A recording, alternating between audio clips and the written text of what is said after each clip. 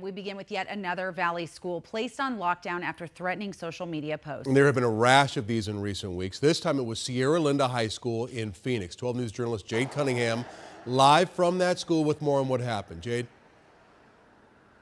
Hey, good evening. Yeah, so the lockdown lasted for about an hour, and I was able to speak with a couple students after the fact. They tell me that it was all pretty terrifying. At first, they didn't really know what was going on. They thought that maybe it was a drill, but they quickly learned that it actually was a pretty serious situation. Phoenix police also wanting to be very clear about what happened on this campus. They say there was no shooting. They also say that nobody was hurt. It was a top priority of theirs, though, to make sure all 1,900 students on campus were accounted for and safe in classrooms. But around 10:15 this morning, a school resource officer was made aware of threatening social media posts circulating online.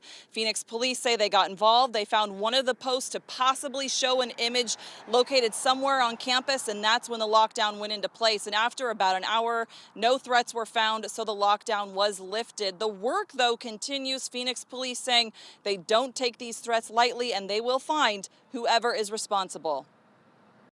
Probably serve warrants on whatever accounts these are. I'm not 100% sure if this is Snapchat or multiple venues, because there was multiple threats that were coming in. So we will work with, our courts to get warrants for those accounts, and then we will be able to track down, hopefully, where these accounts came from and who they belong to, and hold those people accountable.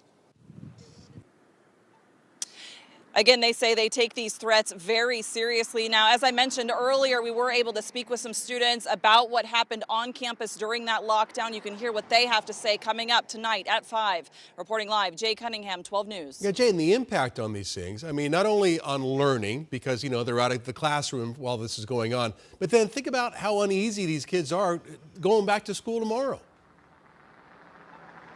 And you know what? Some of the students I did speak with, I asked that very question if they wanted to be back at school here tomorrow, because school officials say school will be back on as normal tomorrow as well as the next day.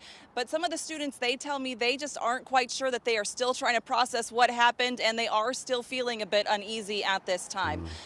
Guys, back to you. It seems like we'd have to find some sort of an answer to this spate of things going on. Jade, thank you so much.